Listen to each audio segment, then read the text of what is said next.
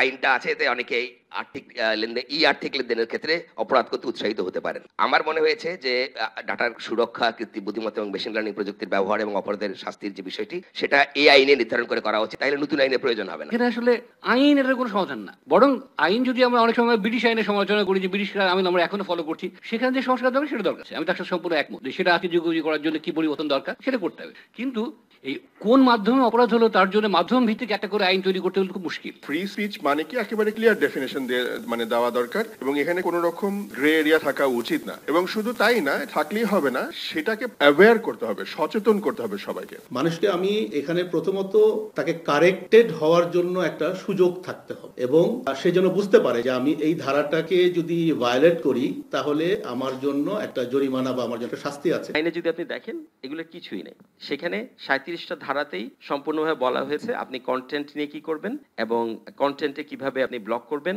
কন্টেন্টের মাধ্যমে অপরাধ সংগঠিত হলে সেটা কিভাবে অপরাধটাকে আপনি অপরাধ বলবেন এবং সেভাবে কিভাবে শাস্তি হবে। এই পুরো প্রক্রিয়াতে যে জিনিসটা আসলে মিসিং সেটা হচ্ছে ডিজিটাল সিকিউরিটি অথবা সাইবার সিকিউরিটি ইটসেলফ। এই ব্যাপারে কারো ডাউট নাই, এবং আপনারা তর্ক করলে আপনারা এগ্রি করবেন যে ফ্রিডম অফ এক্সপ্রেশন মানে লিমিটলেস রান না, কারণ আপনারাই বলছেন আপনারা সেলফ সেন্সরশিপ করেন, government risk losing of authority, see that also comes with a cost. তার মানে এইখানেও একটা ফাইন ব্যালেন্স খুঁজে বের করা। আমি ফ্রিডম অফ এক্সপ্রেশন এক্সপার্ট না, বাট আমার কাছে মনে হয় কমন সেন্সে এইখানে একটা ফাইন ব্যালেন্স খুঁজে বের করা। হেট স্পিচের কথা বলা হয়েছে, অ্যান্টি কমিউনাল হারমোনির কথা বলা হয়েছে, মিস ইনফরমেশন ডিসইনফরমেশনের কথা বলা হয়েছে। এই জিনিসগুলো থেকে যদি আমি নিজেকে প্রোটেক্ট করতে চাই তাহলে এরকম একটা আইনকে আমাকে প্রোটেকশন দিচ্ছে কিনা, দ্যাটস এ কোশ্চেন।